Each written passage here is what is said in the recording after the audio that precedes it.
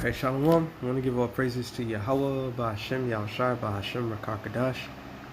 Double honors to the apostles and elders of Great Millstone. Salutation to all the brothers and a few sisters out there.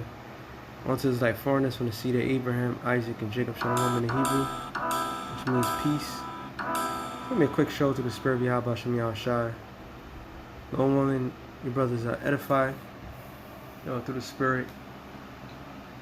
And pretty much, I want to say this is a situation, but this is examining something which we all know by now, that when it comes to blacks, Latinos, and Native Americans, the older they are, the more things remain the same, and they don't see beyond the eyes of everything that needs to be seen. That's why it's a hard thing to teach a person who's accustomed of doing things a certain way to change when their mind is pretty much set in their emotions. So when you have people like that, you just let them be. And the more you in this truth, the more you understand that sometimes you just gotta let people be who they are. And it makes, when you do things that way, when you remain in that fashionable, attitude, so to speak, it makes things easier.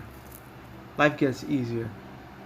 When we first come into this truth, you full blazing, you're on teaching mode. You want to teach everybody the right way, how to think right way, how to do things, for they won't be destroyed. And you think of the collective, but they more in tune with what they're accustomed of doing, because that's who they are. Not all is called for this. Many are called, few are chosen. Even to hear, there wasn't no argument or nothing. That's just something that was examined again through the spirit, where people tends to remain in the darkness that they like to do, like to be in, because they're accustomed to that darkness. That's the only avenue that you know. That's what the scripture says. You can't put new wine in old bottles, because the new wine, which in the ancient world they had sacks, and when you put wine into a sack, it expands it. But when you have an old sack and a bottle, which was not really a bottle, it was a sack, once it expands it, it ends up, when you put new wine into it, it ends up leaking, because it was accustomed to what it was accustomed to. This is why we let people be who they are. That's another key thing that people felt, in the ministry. You first people to come in, new beginners. You want to put everybody into this thing, but not everybody's made to change the way the course of their life. They find success in the course of their life, and they love it like that. Real quick, Hosea 4:6. It says, "My people are destroyed for lack of knowledge," and that's what's wrong with blacks, Latinos, and Native Americans. They lack knowledge. Is it talking about any knowledge? You could go to a school, a full system that teaches you from kindergarten up to 12th grade, and that's the highest knowledge in the world? No. All of that is nothing. Really nothing. The way the Rockefellers designed that industry, it was to keep people not educated, keep people in the dark, to keep them the lack of knowledge. All right, tells you, I'm not gonna get it. Isaiah 60:2, that gross darkness shall cover the earth. So even certain customs that we know as a people, a lot of them customs or tradition of men, And there's no ease. Like with Jake, there's no ease, there's no rest. And that's what I'm going to get into real quick. Because I has rejected knowledge, I will also reject thee. There shall be no priest to me, seeing that I have forgotten the law of thy power. Alright, there's more than 10 commandments, there's 613 laws. There's customary laws. We have so much different variants of laws, but these laws are life. Like everything is lifelike. Lifelike, yeah. Everything is about life. But today's environment is all about death. And you could clearly see it. You can clearly see from the quote unquote culture, black culture, it's death culture. It's literally death culture. And people swear up and down, like, nah, this is the way it's supposed to be. Like, nope. But you won't never know because you don't look. You don't have the knowledge. Alright? Real quick, let me get to this one.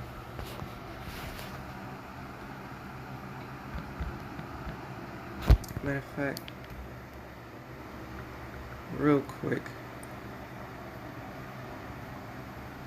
It's just some things people just do, they just do it just to do it. It makes them feel good. You know? It really does make them feel good. Get this real quick. Premise of the show. Matthew 8 and 22. Matter of fact, 21. It says, and another of his disciples said unto him, Lord, suffer me first to go and bury my father. But Yahushua said unto him, follow me and let the dead bury the dead. And that was harsh for anybody to understand that concept. Like, what do you mean let the dead bury the dead? Basically, this walk of life is life. This, what we doing is life. Going out there preaching the gospel, the good news.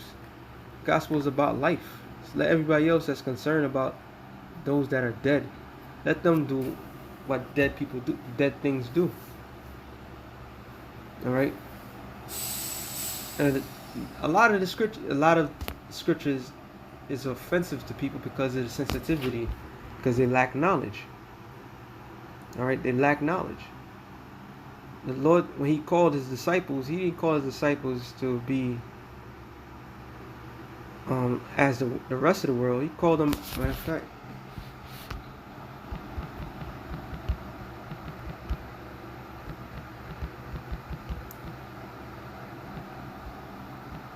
oopsie, oh yeah.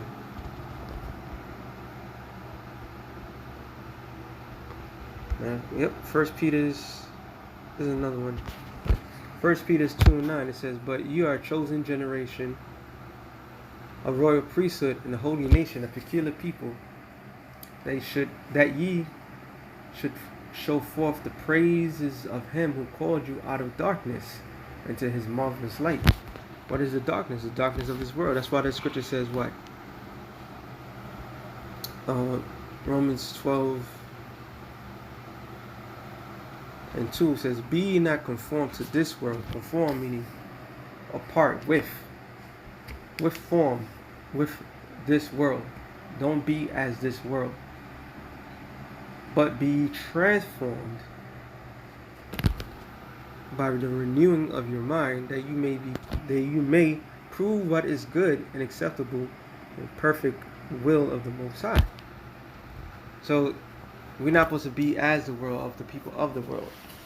I was looking for, the Lord has called us. You know, He has chosen us. I think it's St. John 17 and 15. He called us out of this world, so we don't do the things that the world would do. The world's going to do what the world's going to do. Right? Because that's what makes them feel good. So real quick, let me get to some points. Sirach 22 and 11 says, weep for the dead, for he hath lost the light. So you, when somebody exit the world, yeah, you're supposed to weep for them, right? And it says, and weep for the fool, because who's really going to be hurting afterwards? Those that know or those that don't know anything? And it says, for he wanteth understanding. See that? So we have the understanding. We understand life and absent of life, what they world considered dead. When the spirit, matter of fact, I have that on deck. Ecclesiastes 3:20 says, all go unto one place, all are of the dust, and all turn to the dust again. What is that all place? That the same place is in the presence of the Lord. Who knoweth the spirit of man that goeth upward, and the spirit of the beast that goeth downward to the earth? So when you have people that go out there or mourn or go to somebody's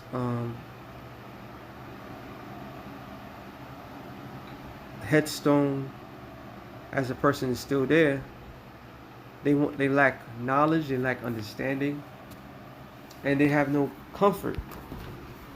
They really don't have no comfort. They don't have a clue that all spirits go back to the Father of spirits. It says Ecclesiastes 12:7. It says, then shall the dust return to the earth.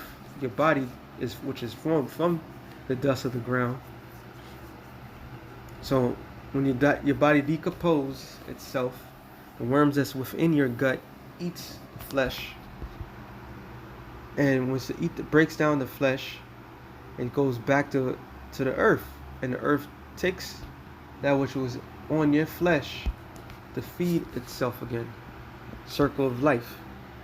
Well, what happens to your spirit? It said, and the spirit returned unto the Most High, or God, who gave it. So it is the Lord that gives us, who controls the spirit and gives us the bodies that we occupy. So when a person passes away, no matter how many X amount of years, that person, the moment that they pass, there's a reason why they call it pass,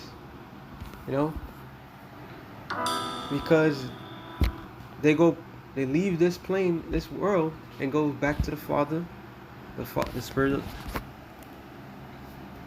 the Father, the Father of spirits. All right, and depending who they are or what nations, because we know that the Lord is in the heavens. He has a place for the Israelites. Everything's in order. So people mourning on earth, they're mourning just because they're fools. All right. It says back in Ecclesiastes 22:11, weep for the dead, for he is lost. The light, weep for the fool, for he wanted understanding. Make little weeping for the dead. So you literally make little weeping, like you don't weep much because they ran their course. You know how many people that we know that be down here on earth that is purely suffering? Like, damn, they tried this way, they tried holistic way, they tried Esau's way, they tried every single way. They probably fasted and prayed and all this, yet they still suffer. But the end of your suffering is when you pass, because now you just ran your course. And this is an easy thing to understand in the ancient world because on you. But in this world it's harder because people are in darkness.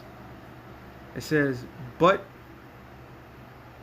the life of a fool is worse than death. So those that live a foolish life, they worsen death. They prolong certain situations. That's why you got places like they have the hospice, and they try to treat them comfortable before they go. Before they go to the hospice, they don't know what's going on. Hospice is like the last place of the last before they make that transition, because they know they're about to go. Everybody's weeping, which they have the rights to, but you're not supposed to weep about this person your whole entire existence, because they're at rest. They're in the better position. They're literally better than we are. That's why when matter of fact, let me get that account. Proving that there's no hell. You're not gonna be at rest, all right, if you're in hell. See, 1 Samuel 28:5. And when Saul saw the host of the Philistines, he was afraid, and his heart greatly trembled. And Saul inquired of the Lord answered him not, neither by dreams, nor by the Urim, nor by the prophets. So he was literally spiritually cut off. All access denied. The Lord denied Saul, which was the king of Israel at the time, all access to him, which is a scary thing. All right, that's why it says in Deuteronomy 28, the 39th chapter, or let's say the 32nd chapter, that He is everything. Life, He's control of life and death. He kills and make alive.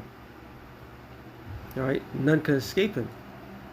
So if the Most High cuts you off, He cuts you off. There's nothing that can help you. Right? Verse 7. Then Saul unto his servant said then said Saul unto his servant, seek me a woman that have a familiar spirit, that I may go to her, inquire of her. And his servant said to him, behold, there's a woman that have a familiar spirit at Endor. And Saul disguised himself, put on other remnant, and went, and 2 men with him. And they came to the woman by night, and said, I pray thee, divine unto me by the familiar spirit, and bring me him up, whom I shall name unto thee. And the woman said unto him, behold, I knowest what Saul have done, and have cut off those that have a familiar spirits, and the wizards out of the land. Wherefore then lies thou a snare for my life, to cause me to die? Because the Lord, that's not permitted. That's not part of our culture for wizards and warlocks and everything. We have the living God, and we have the living power. Anybody that, and our people have gotten accustomed to these customs. All right, but we read on. It says, and Saul swore to her by the Lord, saying, as the Lord liveth, which proves that what the Most High Yahweh liveth, is not a God of the dead. There shall no punishment happen to thee for this thing. Then said the woman, whom will I bring up unto thee? And he said, bring me up Samuel. And when the woman saw Samuel, she cried with a loud voice, and the woman spake to Saul, saying, why hast thou deceived me? For thou art Saul. So the Spirit revealed who he was. And the king said unto her, be not afraid, for what sawest thou? And the woman said unto said unto Saul, I saw gods ascending out of the earth. So she literally saw the spiritual realm. The gods are the angels. Right? And said unto her, what form is he of? And she said, an old man come up, and is covered with a mantle. And Saul perceived that it was Samuel, and he stooped with his face to the ground and bowed himself. And Samuel said to Saul, why hast thou disquieted me to bring me up? So the key word is what? Disquiet. The Hebrew word is ragaz, tremble. It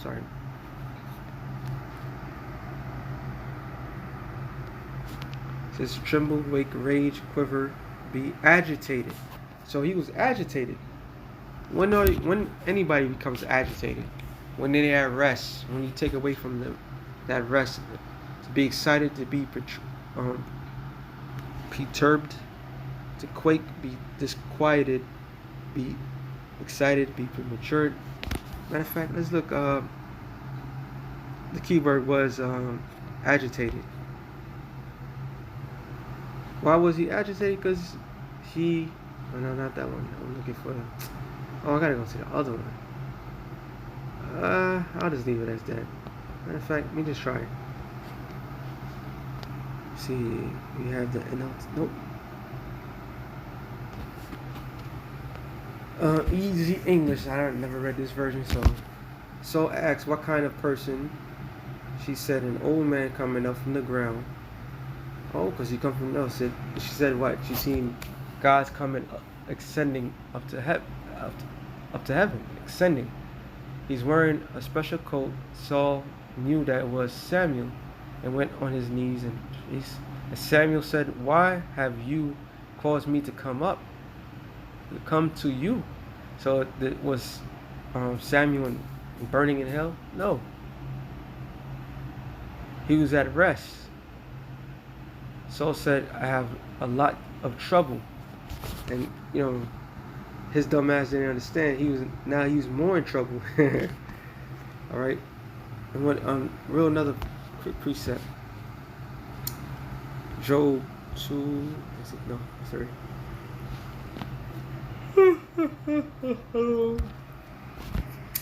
Job 3:11. Why did I not from the womb? Why did not I give up the ghost when I came out of the belly? Why did not the knees prevent me? Or why the breast that I should suck? For now should I have lain still and be quiet, and I should have slept. Then had I been at rest. So it was an easy concept for our people back then to understand. If you go, person pass away, quote unquote pass away, that they were at rest. Hey, even the Lord, when he came, I'm just gonna quote it, but when Yahushua was in the scene and when Lazarus died, even when the little girl died, supposedly, and what did he say? They're asleep. They're asleep. So it was something that was well known in our culture, that if one does go, he or she is at a resting point. So what is this whole concept of that they're damned or something like that? That's a false doctrine that just generates fear. All right, that completely generates fear. It says, verse 14, with kings and counselors of the earth, which build desolate places for themselves, or with princes that had gold, who filled their houses with silver, or as a hidden untimely birth, I had not been as an infant which had never saw the light. There the wicked cease from troubling, and they worrying be at rest. The prisoners rest together. They hear not the voice of the oppressor. The small, the great are there, and the servant is free from his master. Wherefore is light given to him that is in misery, and life unto the bitter in soul. So, another quick precept. Ecclesiastes 3:15. I should have started there too.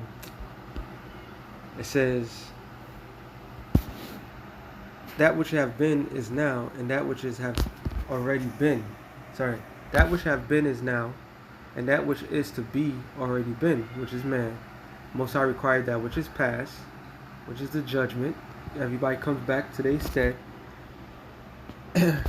which proves reincarnation. And moreover, I saw under the sun the place of judgment, that wickedness was there, and the place of righteousness, that iniquity was there. So under the sun is what? The earth. Right? So earth is where you get judged. You go to the Father, You're at rest. So this knowledge is taken away from our people. This is why our people are lost. Matter of fact, let me get that real quick. Jeremiah 50, I'm thinking of 26. So for my people have been lost sheep. The shepherds have caused them to go astray. They have turned them away on mountains. They have gone from mountain to hill. They have forgotten their resting place. So it's all about resting. The resting place is the knowledge, the understanding of the scriptures, to put your mind at ease. When your mind is at ease, when somebody goes, you don't worry about that person no more. You worry about the living. You know? You have no bills. You have no worries about eating. You have no stress about social stressing, about people looking at you the wrong way, the right way. You know, none of these things come into mind no more because you had peace. How many men or brothers just that pass that's in the ear of the Father right now? Matter of fact, let me get that. But I bring this up because this is what keeps us grounded, to know within the twinkle of an eye, death is nothing. You come and you go. Whatever your course is, that's the law of the Lord. You know? And this is the final time that we're gonna have to worry about this feeling. But once again, this knowledge is only given to the elect of the nation of Israel. Let me end it off on this. Romans 11:7. It said, "What then? Israel have not obtained that which he seeketh for, but the election have obtained it, and the rest were blinded." So the main thing that the whole nation of Israel seeks is purpose. Purpose, knowledge, and understanding. But the elect has received it. And the elect is at ease with the matter, because we know what's next. No one is part of the elect. You know what's next. You know? Yes, there's reincarnation in the scriptures, and people don't really die.